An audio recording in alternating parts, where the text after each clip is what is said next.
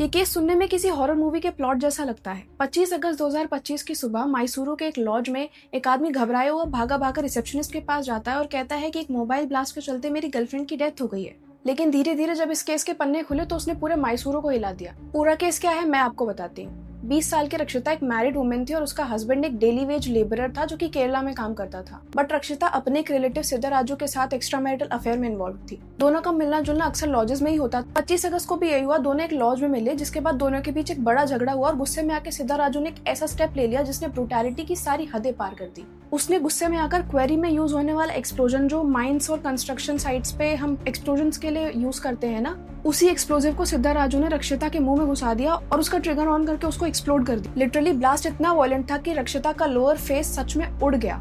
वो वीडियो मैं आपको शो नहीं कर सकती बट उस नजारे को जिसने भी देखा उसकी रूह कांप उठी। और क्योंकि ब्लास्ट की वजह से इतना बड़ा साउंड प्रोड्यूस हुआ था, वो तुरंत नीचे भागा हुआ रिसेप्शन पे गया और उसने कहा एक मोबाइल ब्लास्ट हुआ और मेरी गर्लफ्रेंड की डेथ हो गई।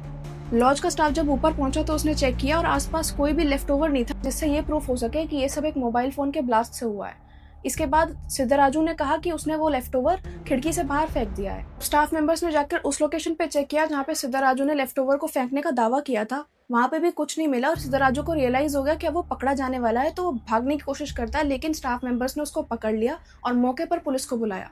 पुलिस पहुंची तो सिद्धराजू को अरेस्ट करके उसे सवाल जवाब करने के बाद उसने अपना गुनाह कबूल कर लिया। और पुलिस अभी भी ये इन्वेस्टिगेट करने पे लगी हुई है कि वो एक्सप्लोजिव सिद्धराजू के पास कर क्या रहा था, उसको वो मिला कहाँ से। बट इस केस को देखने के बाद मेरे मन में एक सवाल आया है कि सिद्धराजू उस एक्सप्लोजिव को कैरी करके होटल रूम तक लेकर ही क्यों गया था जब उसको पता था कि वो रक्षिता से मिलने जा रहा है। ये सिर्फ एक गुस्से का रिजल्ट था या फिर एक प्री प्लान्ड मर्डर था? आपके क्या थॉट्स है कमेंट्स में जरूर शेयर करें।